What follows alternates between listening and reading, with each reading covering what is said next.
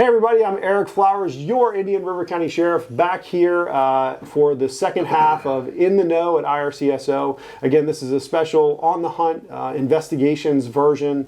This is the second episode, and we're coming to you live here from the Indian River County Sheriff's Office, a place that you've probably never seen before. We're in the investigations conference room, and I can't tell you how many times I've sat around this table after homicide investigations, during child molester investigations. So many things have been solved and have happened right here at this table. So it's really a cool place for me during the time of my career. But I'm excited that I have with me from the last segment, Lieutenant Pat White, who's over investigations. We also have Detective Louis Avila. And he is the lead case agent on the case that we're going to talk to you about today, which is a missing persons case. It's the Amanda Town case. It's been all over our Facebook, all over our social media. She went missing last year, and we just want to kind of give you an update, talk a little bit about the case, put it fresh in your mind, and remind you that this isn't a cold case. This is something that we're working every single day. Louis is dedicated to this case. He's working on this all the time, following up on leads. Tell us about the investigation and what you're looking for. So obviously this is clearly an active investigation. We clearly suspect foul play is involved. We have our suspicions of some potential people that are involved in it as well. However, that can't be released at this time. But we just need the community's help. Somebody saw something, somebody knows something, and we're asking for your help to bring this to justice and help us find Amanda. Detective Avila has been on this case since the very onset and can kind of give us a little bit of a rundown of what he's ran across over time. And we've actually have a great amount of assistance from our community up there, a group called Pink Justice. They are working tirelessly on this as well, and it's time for us to team up and get those folks that haven't stepped forward yet to come forward and give us a hand with this, and let's find Amanda and bring those to justice that are involved. Detective Avila, can you tell folks sort of how you began this case, where it started for you? Yes, sir. This case started with a missing persons investigation. After a couple of days, her not returning home or reaching out to her loved ones, it was assigned to the Detectives Bureau. That's when the case was assigned to me. I immediately responded to 13440 99th Street in Fellsmere, Florida, which is the last place where Amanda was seen. So in this particular case, we have done a couple search warrants. We've done a few things, quite a few actually, and you've recovered some items as well with the help of Pink Justice, right? You've recovered some of Amanda's items? Yes, that's correct. Amanda Town was last seen wearing a camouflage men's jacket, black spandex pants, and black flip-flops. She was also in possession of a dark purse with a net spend card that has since been located.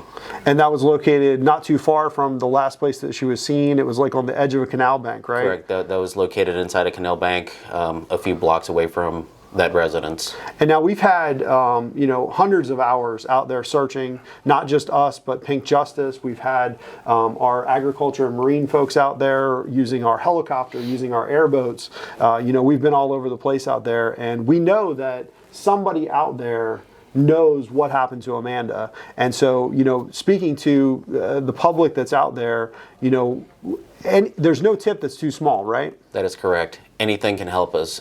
Even if you think it's something that's not important, it could be very important towards this case. And, during your investigation, how many folks do you think you've interviewed? I've interviewed close to 50 yeah. or more. Right, and it's something where you're still out there looking for any tips. You're still out there trying to find out anything. It's one of those ones where, she didn't just up and disappear. Somebody had something to do with this, and you feel confident with that, right? Yes, Pat, that's correct. Yeah, Pat, what is your thought on, anything you want to tell the public about this one? Well, we're using every investigative technique that we can possibly find and the technology that's out there to assist in this investigation. But the fact of the matter is somebody knows something other than the people we suspect at this point, and we're just asking for their help to step forward and point us in the right direction. You can do this anonymously, whether you call the sheriff's office or whether you utilize Crime Stoppers here locally in our community that we have a resource to. And that's a great tool. It's Treasure Coast Crime Stoppers. You can go to their website and do everything anonymously and provide your tips, send it in writing, and if we come to conclusion on this case soon, it's also worth a cash value of up to $5,000 or even more. So it's a great resource for those that don't want to get involved, but can provide us a good lead for us to follow. Now, Lewis, getting into the specifics of the case, and you may not be comfortable talking about this, and if you're not, that's okay. Can you talk about what we know happened the night that Amanda went missing? Can you talk about that a little bit? Yes, we know that Amanda was at her boyfriend Thomas Violani's residence.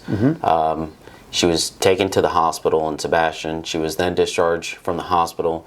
She went back to that residence. Thomas was at the residence with some other folks there.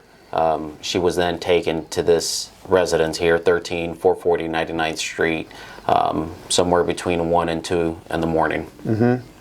And that's the last place she was seen, was at that residence? Correct. And so we know that she was she walking when she left there? Like, what information do we have about that? Tommy Violani's friend, who's another female, gave her a ride there. Okay. And she's also been interviewed, and she explained how she got there and that she saw her walk into this residence before leaving the driveway. Okay.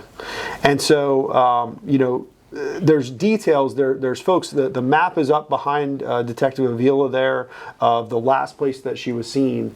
And the thing we want you to know is, you know, I've been at that intersection. Lewis, Pat, you guys have been at that intersection many times, right where she was dropped off at. We've been to that house. We've spent hundreds of hours out there searching.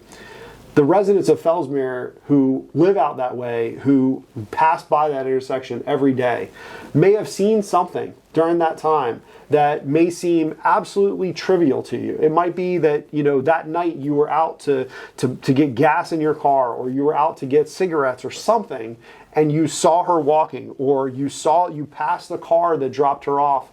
That might be something that leads us to solve this case. And those are the kind of tips that we're looking for. If you can think back to that day, what was the day that she went missing? Do you remember the day off the top of your head?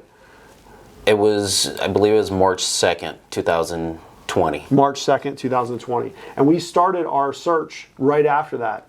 Additionally, any odd behaviors in the time right after that would be something that would be critical to us. So if you live in that area, if you regularly frequent that area, it's right there at Community Road and 99th Street in Fellsmere. If you've been through there, I know you probably saw our activity. You saw us moving around, doing searches, things like that. We know what, you know, that information. But if you saw something before we got out there, before you started seeing the crime scene vans show up, before you started seeing our searchers, that's the information that we're looking for. We're looking for those tips to say, you know what, I do remember, and maybe it's something that at the time you thought of, but you said, I'm not going to bother those guys. They're out there doing their thing. They're going to figure this out. You're never bothering us. Like Pat said, you can call it into Crime Stoppers, give that information anonymously. It'll make its way right to Lewis. I'm telling you right now, any tips that come in related to Amanda Town, whether it's through social media, through our website, through Crime Stoppers, they get filtered directly to Lewis. They work on those tips, and they follow up on every single lead in this case. So it might be something very minor in your life, but it might be something really major to us that would make a huge difference in this case. We want to bring justice for Amanda's family. We want to bring a justice for, you know, we want to put the bad guy who's involved in this behind bars, because we do feel like this is a crime has been committed out there.